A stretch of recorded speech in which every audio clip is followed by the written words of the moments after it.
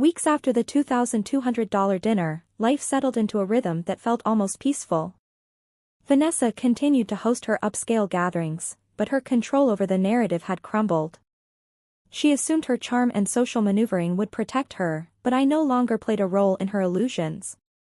Ryan stopped expecting me to smooth things over, and my parents gradually accepted that I was no longer the family mediator. I found freedom in boundaries.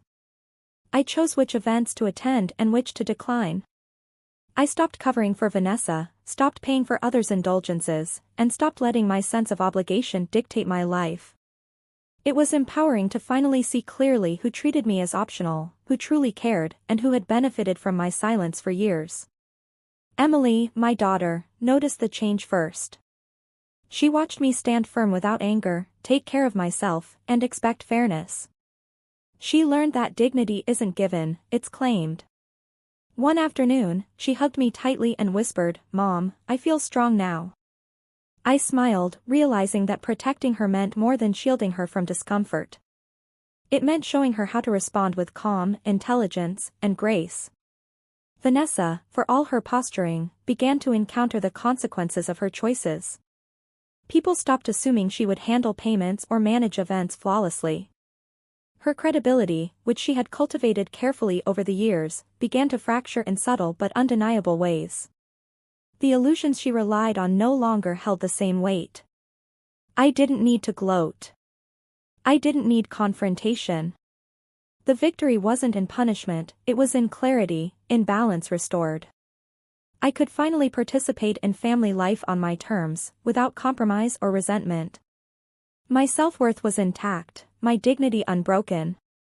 Sometimes, when I think back to that night, I can feel the sharp sting of exclusion, but it's tempered by the satisfaction of lessons learned and boundaries established. Strength is quiet. Strength is deliberate. And strength, I realized, is most potent when it is paired with patience and observation. The night they said this table is for family will always be etched in my memory, but it no longer defines me. I learned that family isn't determined by proximity, tradition, or obligation, it's determined by respect. And finally, I claimed it. I was halfway through my salad when it finally happened, the moment I'd been pretending wasn't coming. The waiter approached with a practiced smile and asked if I was enjoying everything so far. Before I could answer, Vanessa waved him over to the main table. She spoke just loudly enough for me to hear, gesturing vaguely in my direction. "We're ready to order for the family table," she said. "You can take care of the other table separately." The word stung, sharp and deliberate. Other table. Like I was a logistical inconvenience, not a person. The waiter nodded, glancing at me with something close to apology, then turned back to Vanessa. Ryan leaned forward and added, casually, "Yeah, this table is for family." There it was. Clean. Final. Out in the open. The conversation at the main table didn't stop. No awkward pause. No discomfort. My parents stared down at their menus. Vanessa smiled, satisfied. I felt heat rush to my face, followed by a cold emptiness in my chest. I forced myself to keep my expression neutral, to sip my water like this was normal. The waiter returned and asked if I was ready to order. His voice was softer now. I nodded and ordered something modest, suddenly hyper-aware of every movement I made. From the corner of my eye, I saw Vanessa order the most expensive steak on the menu, joking about how birthdays only come once a year. Laughter followed. Wine was poured freely.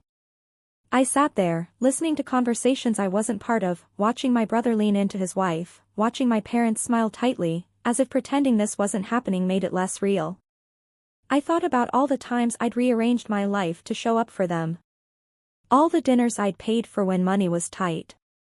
All the silence I'd swallowed to keep things smooth.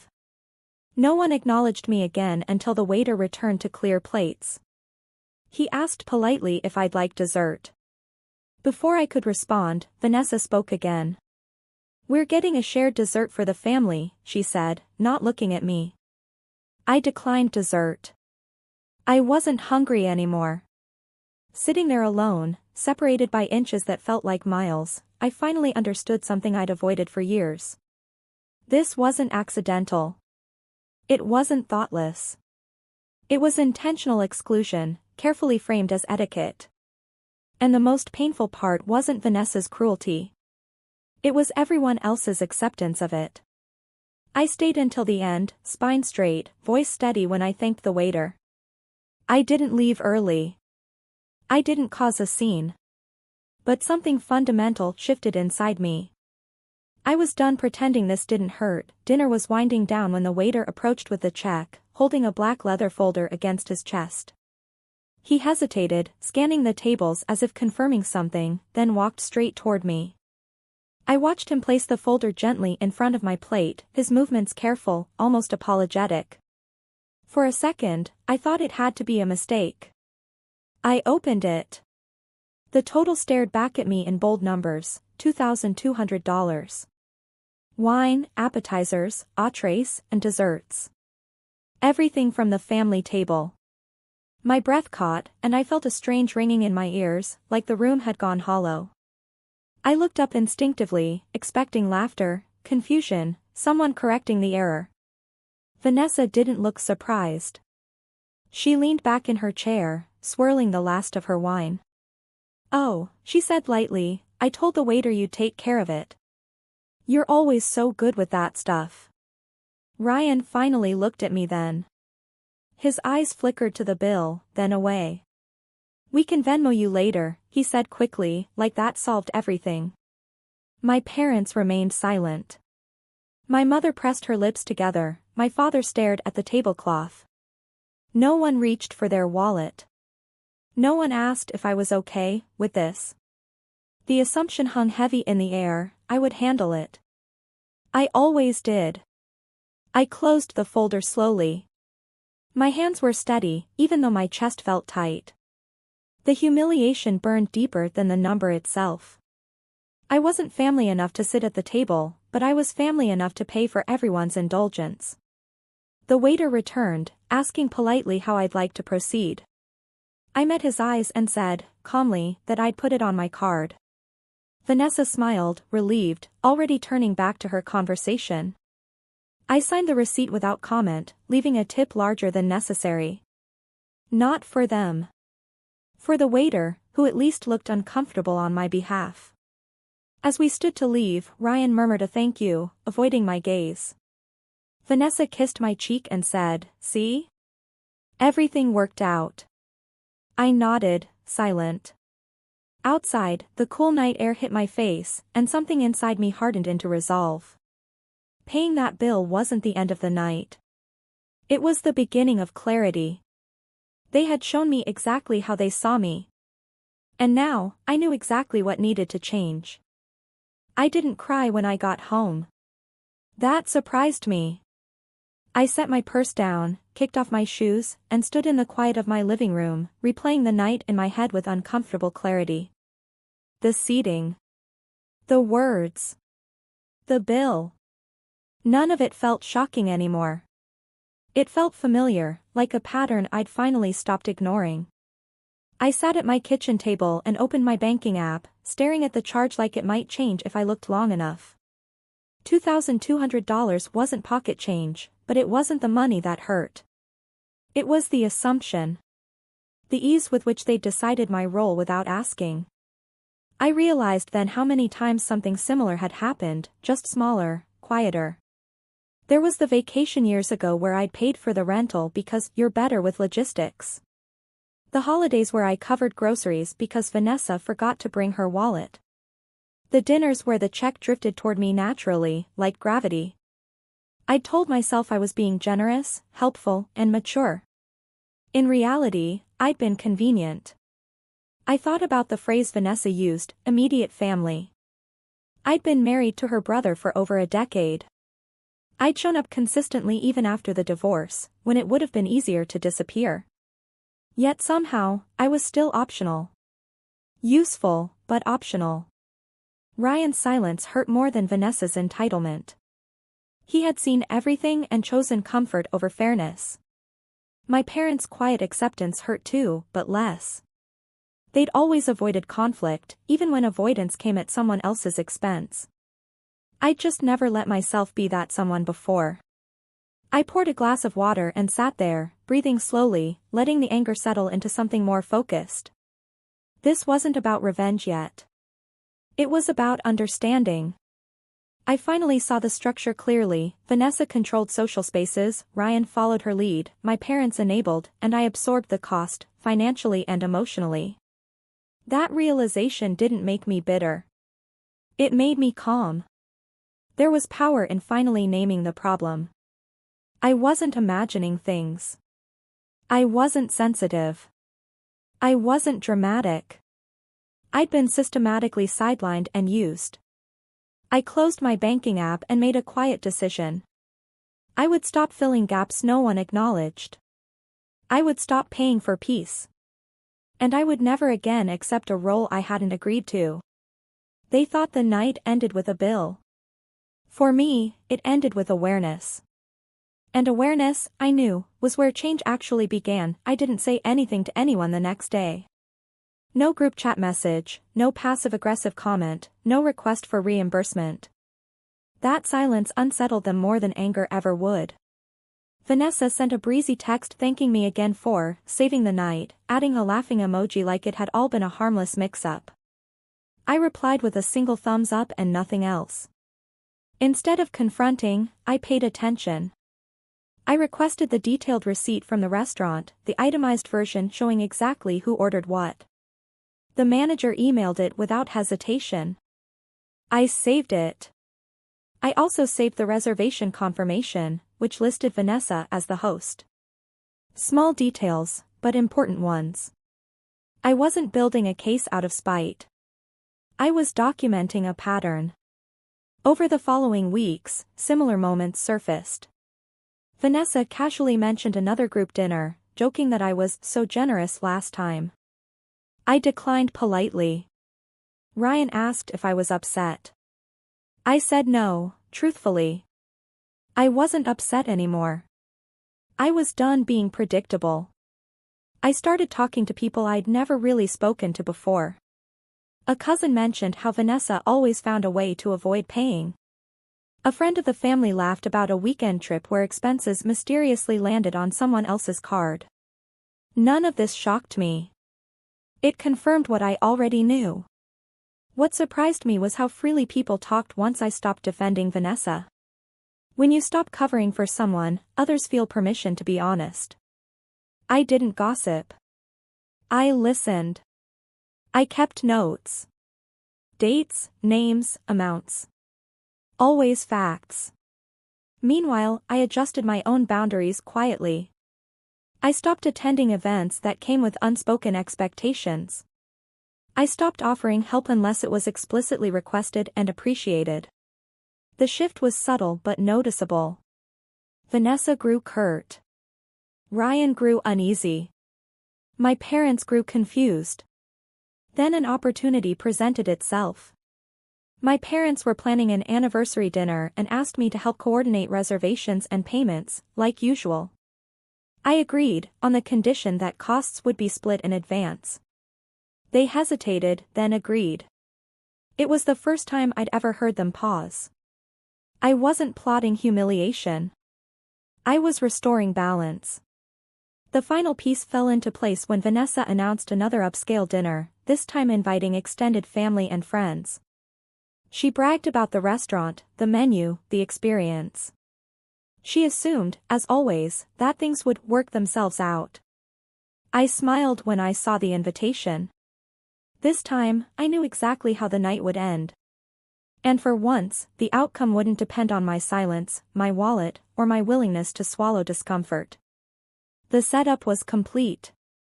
All that remained was letting the truth arrive, calmly, right on schedule. The night of the next dinner arrived quietly, without the knot of anxiety I used to feel. I walked into the restaurant calm, prepared, and observant. Vanessa had chosen another upscale place, louder this time, designed for attention. She greeted guests like a host on a stage, basking in compliments. When she saw me, her smile tightened just slightly. She knew something had changed, even if she couldn't name it. We were seated at one long table. No side tables. No rearranging. I took my seat without comment. I noticed Vanessa watching me whenever a server approached, waiting for me to intervene, to manage, to smooth. I didn't. I ordered modestly and kept my card in my purse.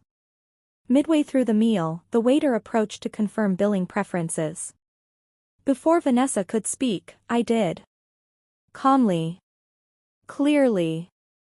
I asked that checks be split by seat, itemized. The waiter nodded and repeated it back for the table to hear. Vanessa laughed too loudly and said, "Oh, that's new." "Yes," I replied evenly. "It is." The atmosphere shifted. Subtle, but unmistakable. Conversation stalled, then resumed awkwardly. Ryan avoided my eyes. My parents looked uncomfortable but said nothing. Vanessa's confidence flickered, then hardened into irritation. When the checks arrived, the moment landed exactly as I expected. Vanessa stared at her bill, color draining from her face as she scanned the total. She flagged the waiter, confused, insisting there must be a mistake. The waiter politely explained the charges, item by item, just as requested. Everything was correct. Vanessa laughed again, forced this time, and looked around the table. "So how are we doing this?" she asked. "We're paying for what we ordered," I said. No edge. No drama. Just fact. There was a long pause. Then wallets came out. Phones buzzed. People paid their own way.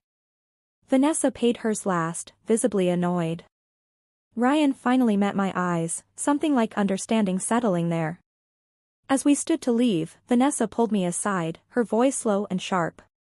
She accused me of embarrassing her. I met her gaze steadily and said, "You embarrassed yourself. I just stopped covering for you." I walked out without waiting for a response. The night air felt lighter than it ever had. Nothing dramatic had happened. No shouting. No scene. But the balance had shifted. The illusion Vanessa depended on cracked, not because I attacked it, but because I stepped out from underneath it. And once that happens, there's no going back. The days after that dinner were quieter than I expected. There was no dramatic fallout, no explosive confrontation, no family meeting. Instead, there was distance. Invitations slowed. Group chats went silent. Vanessa stopped reaching out entirely. Ryan texted once, asking if we could talk, then never followed up when I said yes. For the first time, I wasn't the one maintaining the connection. My parents called a week later. Their tone was careful, like they were navigating unfamiliar ground. They said things felt tense and asked if I could help smooth things over.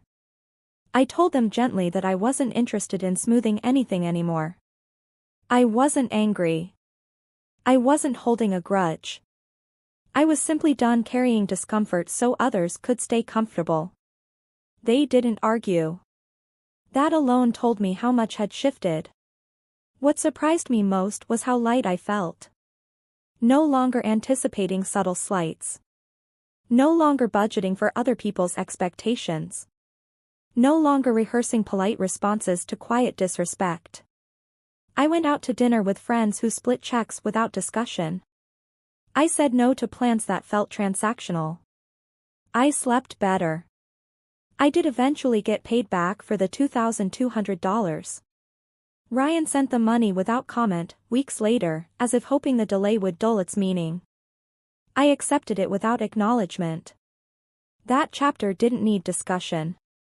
The payment wasn't closure. The clarity had come long before.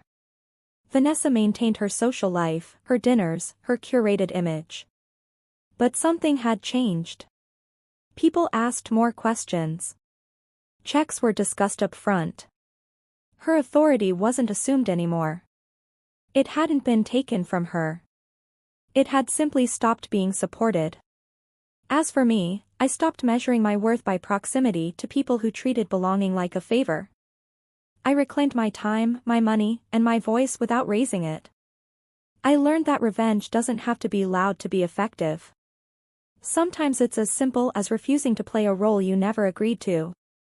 Looking back, the night of that first dinner feels distant, almost unreal. Not because it didn't matter, but because it finally forced me to choose myself. They said that the table was for the family. They were right. I just had to accept that family isn't defined by seating, shared checks, or obligation. It's defined by respect. And once I demanded that quietly, everything else fell into place. Weeks after the $2,200 dinner, life settled into a rhythm that felt almost peaceful. Vanessa continued to host her upscale gatherings, but her control over the narrative had crumbled. She assumed her charm and social maneuvering would protect her, but I no longer played a role in her illusions. Ryan stopped expecting me to smooth things over, and my parents gradually accepted that I was no longer the family mediator. I found freedom in boundaries. I chose which events to attend and which to decline. I stopped covering for Vanessa, stopped paying for others' indulgences, and stopped letting my sense of obligation dictate my life.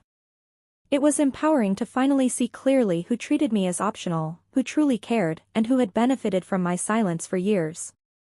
Emily, my daughter, noticed the change first. She watched me stand firm without anger, take care of myself, and expect fairness. She learned that dignity isn't given, it's claimed. One afternoon, she hugged me tightly and whispered, "Mom, I feel strong now." I smiled, realizing that protecting her meant more than shielding her from discomfort. It meant showing her how to respond with calm, intelligence, and grace. Vanessa, for all her posturing, began to encounter the consequences of her choices. People stopped assuming she would handle payments or manage events flawlessly. Her credibility, which she had cultivated carefully over the years, began to fracture in subtle but undeniable ways. The illusions she relied on no longer held the same weight. I didn't need to gloat. I didn't need confrontation. The victory wasn't in punishment, it was in clarity, in balance restored. I could finally participate in family life on my terms, without compromise or resentment. My self-worth was intact, my dignity unbroken. Sometimes, when I think back to that night, I can feel the sharp sting of exclusion, but it's tempered by the satisfaction of lessons learned and boundaries established.